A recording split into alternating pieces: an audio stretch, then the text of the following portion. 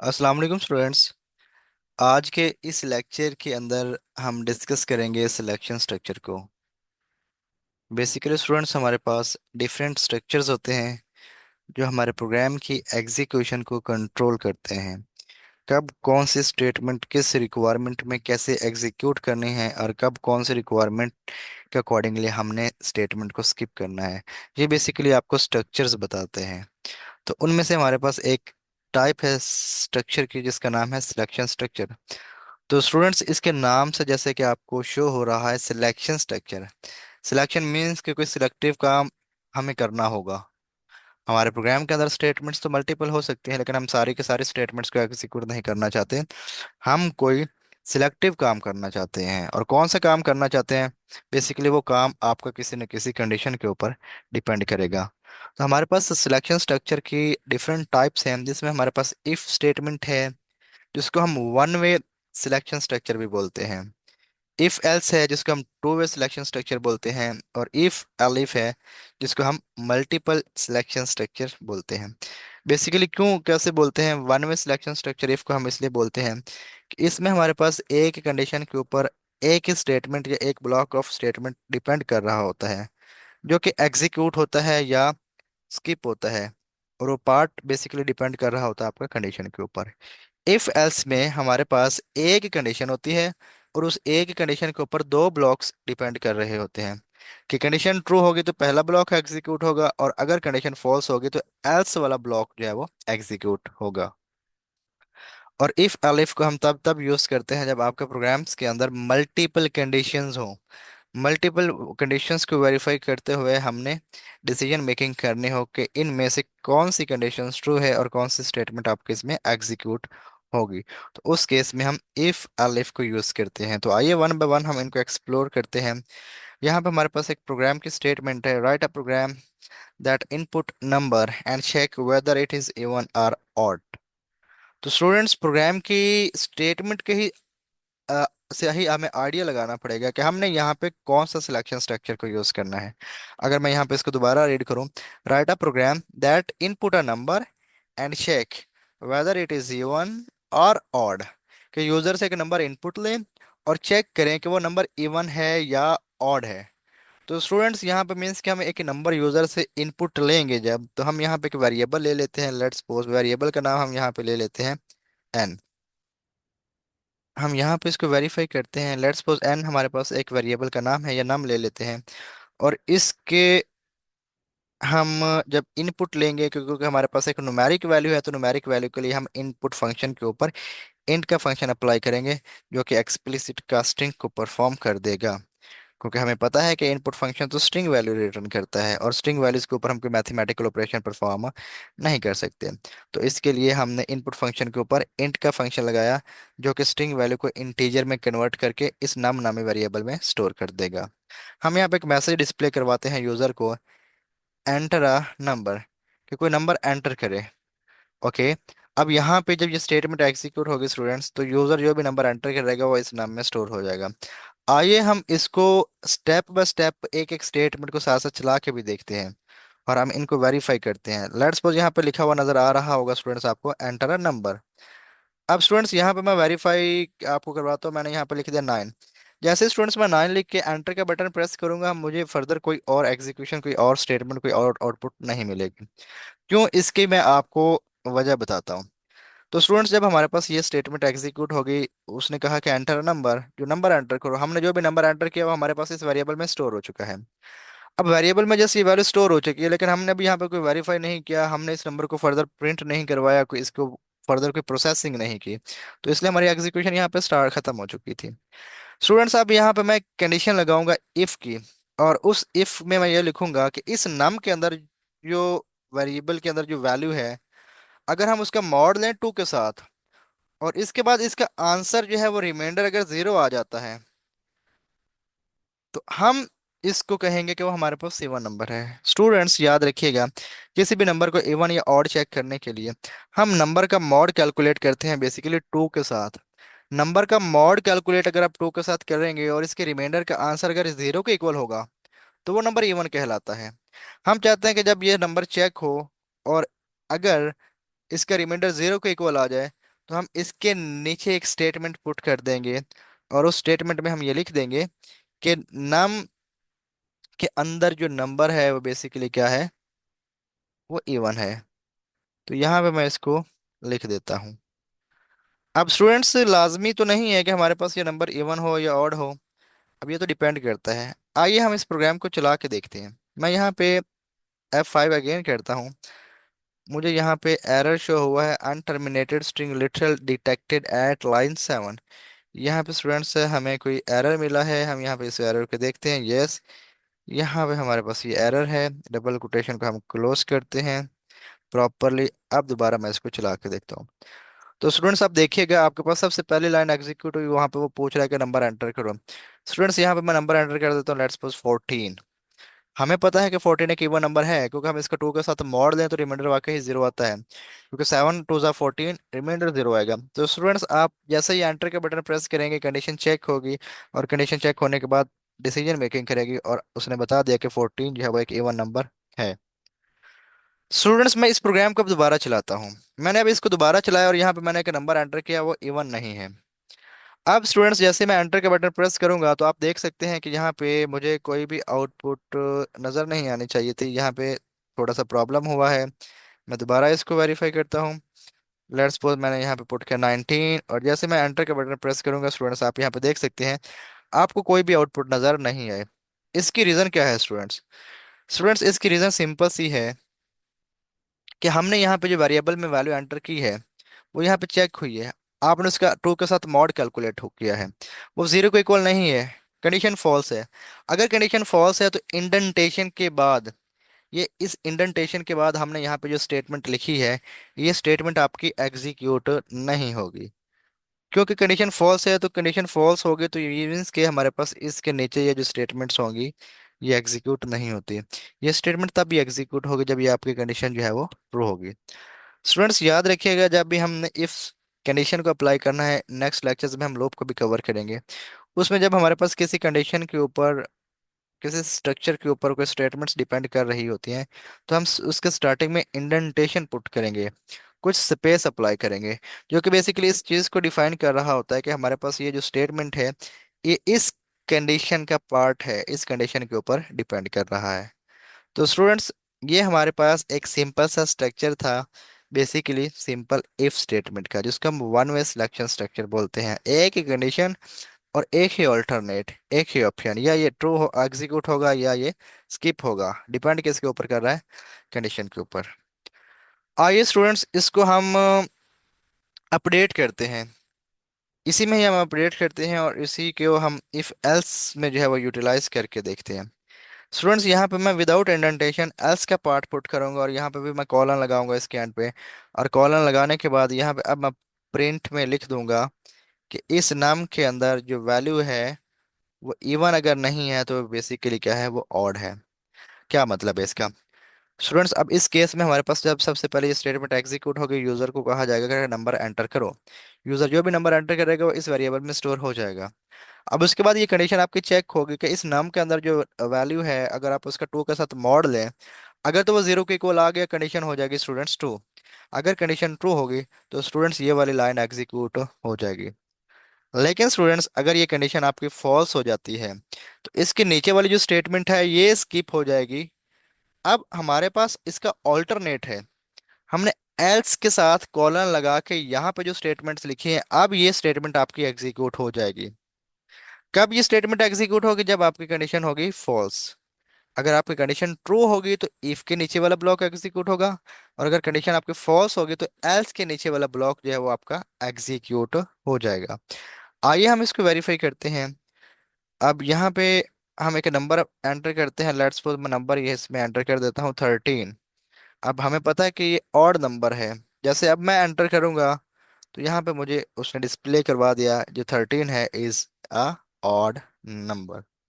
तो ये बेसिकली हमारे पास सिंपल इफ एल्स का एक स्ट्रक्चर है। हम स्टूडेंट्स एक और प्रोग्राम इसके अंदर बनाते हैं, इंपॉर्टेंट है, वो लीप ईयर का है।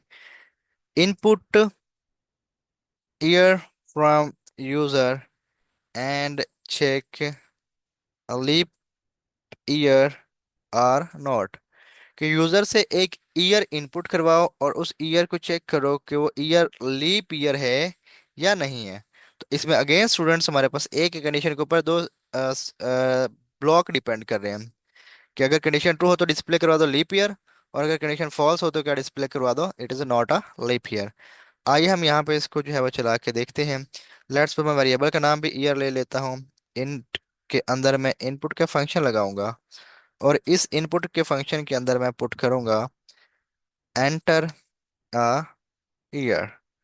अब स्टूडेंट्स यहाँ पे यूजर जो भी ईयर एंटर करेगा वो ईयर में स्टोर हो जाएगा। स्टूडेंट्स लीप ईयर को बेसिकली वेरीफाई करने के लिए, चेक करने के लिए हम क्या करते हैं, हम ईयर का मॉड कैलकुलेट करते हैं 4 के साथ। सिंपल स्टूडेंट्स, हमारे पास ये इसकी लॉजिक है कि लीप ईयर हमारे पास वो ईयर्स होते हैं जो कि हर 4 साल के बाद आता है, जिसमें जो फेब का मंथ है वो 29 का होता है। तो सिंपल इसकी हमारे पास जो कंडीशन बनती है वो ये है कि ईयर का मॉड अगर आप 4 के साथ कैलकुलेट करोगे और उसका आंसर अगर 0 आ जाता है तो मीन्स कि वो लीप ईयर होगा। तो यहाँ पे हम फिर प्रिंट के अंदर पुट कर देंगे कि इस ईयर के अंदर जो वैल्यू यूजर ने एंटर की है वो हमारे पास क्या होगा, वो लीप ईयर होगा। स्टूडेंट्स, हो सकता है कि यूजर ने उसके अंदर जो वैल्यू एंटर की हो वो लीप ईयर ना हो। तो उस केस में स्टूडेंट्स हम क्या करेंगे, हम एल्स पार्ट में यहाँ पे पुट कर देंगे क्या, प्रिंट ईयर के अंदर जो वैल्यू है हम लिख देंगे is is not a leap year. आइए स्टूडेंट्स इसको हम वेरीफाई करते हैं। अब हमारे पास दूसरा ऊपर वाला कोड भी एग्जीक्यूट होगा, नीचे वाला भी होगा। तो हम ऊपर वाले कोड को यहाँ पे कमेंट कर देते हैं ताकि ये एग्जीक्यूट ना हो और हमारा नीचे वाला कोड जो है वो सक्सेसफुली चल सके। आइए इसको देखते हैं स्टूडेंट्स। सबसे पहले हमसे एक ईयर की डिमांड की जाएगी, इसको हम स्टूडेंट्स पहले क्लियर करते हैं, उसके बाद हम इसको अगेन एग्जीक्यूट करते हैं। एंटर ईयर, लेट्स सपोज यहाँ पे मैं एंटर कर देता हूँ 2019। तो 2019 को अगर आप 4 पे डिवाइड करोगे तो इसका रिमाइंडर 0 नहीं आता। इसका मतलब है ये लीप ईयर नहीं है। तो आप यहाँ पे देख सकते हैं कि इसका आंसर हमें ठीक मिला है। स्टूडेंट्स, मैं यहाँ पे दोबारा कोई और ईयर एंटर करता हूँ। जो भी आप ईयर एंटर करेंगे वो इस वेरिएबल में स्टोर होगा और इस वेरिएबल का मॉड कैलकुलेट किया जाएगा 4 के साथ। अगर रिमाइंडर 0 के इक्वल आ गया तो ईयर लीप ईयर होगा। अगर मॉड 4 के इक्वल डिवाइड करेंगे, मॉड का 4 के साथ कैलकुलेट करेंगे, रिमाइंडर 0 नहीं आता, तो देन हमारे पास वो ईयर लीप ईयर नहीं होगा। मैं यहाँ पे दोबारा चलाता हूँ और यहाँ पे लेट्स मैं पुट करता हूँ 2022। यहाँ पे स्टूडेंट्स आप देख सकते हैं कि बेसिकली ये भी हमारे पास जो है वो लीप ईयर नहीं है। तो ये भी स्टूडेंट्स बेसिकली हमारे पास एक सिंपल सा कॉन्सेप्ट था लीप ईयर का, जो कि पेपर में काफ़ी बार पूछा जा सकता है। तो इसके अंदर हमने इफ़ को और इफ़ एल्स को डिस्कस कर लिया है। स्टूडेंट्स, इसको भी हम कमेंट करते हैं और कमेंट करने के बाद अब हम इफ़ एलिफ के पार्ट को यहाँ पे एग्जीक्यूट करते हैं कोई प्रोग्राम। इफ़ एलिफ के बारे में स्टूडेंट्स हमने ये डिस्कशन की है कि इफ़ एलिफ को हम तब यूज़ करते हैं जब हमारे पास मल्टीपल स्टेटमेंट्स हो, मल्टीपल कंडीशंस हो, तब हम इफ़ एल इफ़ को यूज़ करते हैं। कैसे यूज़ करते हैं, हम यहाँ पे कोई प्रोग्राम बनाते हैं इफ़ एलिफ का और इसके अंदर हम इसको वेरीफाई करते हैं। स्टूडेंट्स, लेट्स सपोज हम एक प्रोग्राम सिंपल से बना लेते हैं कि यूज़र से हम एक एंटर करवाते हैं day number, enter day number and print day name. यहाँ पे एक हमने प्रोग्राम बनाना है कि यूज़र से हम डिमांड करेंगे कि आप डे नंबर हमें बताओ और उसके बिहाफ पे हम डे नेम प्रिंट कर देंगे। तो स्टूडेंट्स, यूज़र डे नंबर में 1 भी पुट कर सकता है, 2 भी कर सकता है, 3 भी, 4 भी, 5 भी, 6 भी, 7 भी। तो मीन्स कि हमने अब हर बार वेरीफाई करना है कि अगर डे नंबर जो है वो 1 है तो मंडे प्रिंट करो, अगर डे नंबर 2 है तो ट्यूसडे, डे नंबर 3 है तो वेडनेसडे। तो मीन्स कि इस केस में हमारे पास जो कंडीशंस हैं वो मल्टीपल होंगी। तो इसलिए हम यहाँ पे इफ एल्स को यूज़ नहीं कर सकते, हम यहाँ पे इफ एलिफ को यूज़ करते हैं, जो कि यूज़ होता है बेसिकली मल्टीपल कंडीशंस को वेरीफाई करने के लिए। तो इंट के अंदर मैं इनपुट का यहाँ पे फंक्शन अप्लाई करूंगा और इसके अंदर मैं मैसेज शो करवाऊंगा enter a day number between 1 to 7। Okay, यहाँ पे हम उसको प्रॉपर मैसेज शो करवा दिया है। अब इसके बाद अब हम स्टूडेंट्स यहाँ पे चेक करेंगे, if day is equal to one, अगर डे की वैल्यू जो है वो वन है, तो स्टूडेंट्स यहाँ पे हम प्रिंट में क्या पुट कर देंगे, मंडे। स्टूडेंट्स ठीक है, तो यहाँ पे हम प्रिंट कर देंगे मंडे, कि यूज़र यहाँ पे जो वैल्यू एंटर करेगा, अगर यूज़र वन एंटर कर देता है तो आपकी ये कंडीशन ट्रू हो जाती है, तो आउटपुट स्क्रीन के ऊपर आपको मंडे मिल जाएगा। लेकिन हो सकता है स्टूडेंट्स कि यूज़र वन एंटर ना करे, तो हम यहाँ पे दूसरा भी इसका केस अप्लाई करेंगे। और दूसरा केस स्टूडेंट्स हम जब अप्लाई करेंगे तो हम एल इफ लिखेंगे। एल इफ हम तब यूज़ करते हैं जब आपने एक से ज़्यादा कंडीशंस को इवेलुएट करना हो। अब यहाँ पे हम लिखेंगे if day is equal to to.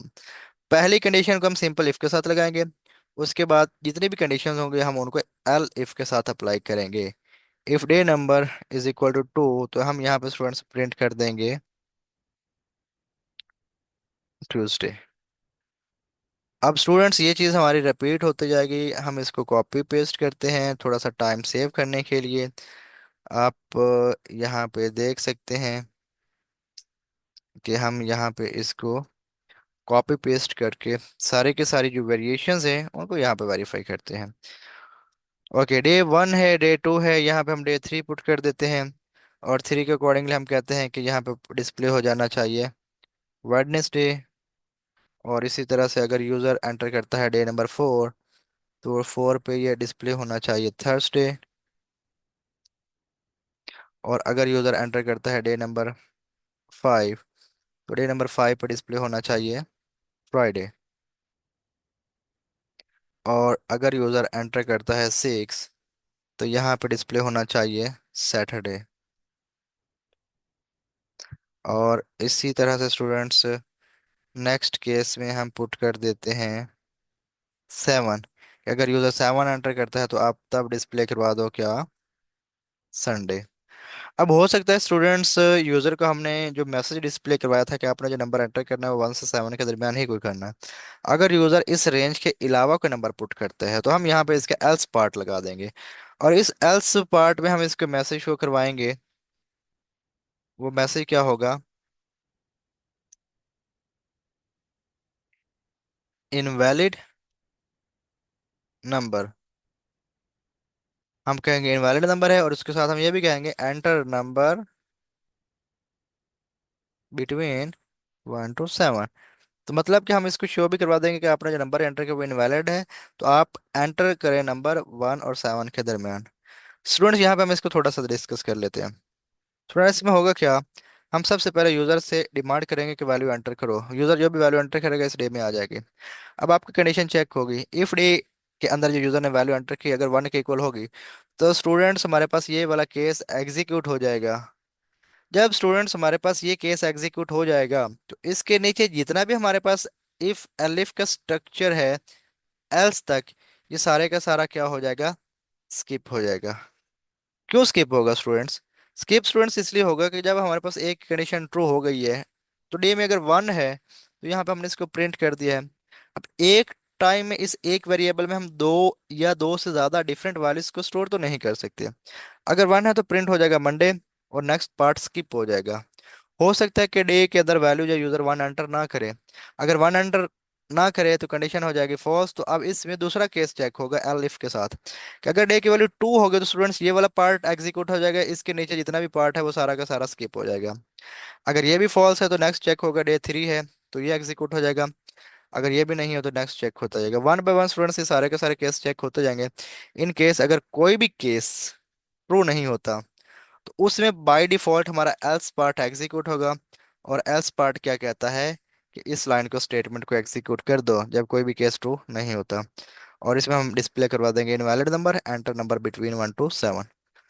Students लाजमी नहीं है कि हम इसके अंदर एल्स पार्ट लगाएं।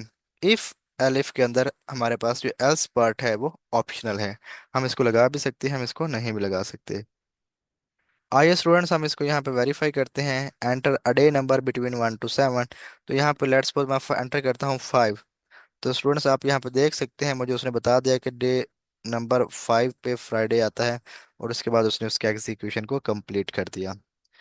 स्टूडेंट्स मैं इसको दोबारा वैल्यू पुट करता हूँ, कुछ चेंज लेट्स सपोज यहाँ पे मैं पुट करता हूँ फोर, तो 4 पे उसने मुझे शो करवा दिया थर्सडे। तो बेसिकली हमने जिस तरह से भी प्रोग्राम बनाया होगा उसके अकॉर्डिंगली इसने यहाँ पे हमें आउटपुट शो करवा दी है। तो ये बेसिकली हमारे पास कुछ सिलेक्शन स्ट्रक्चर के टाइप्स थे जिसमें हमने इफ एल्स और इफ एल्स इफ को इसमें कवर किया है।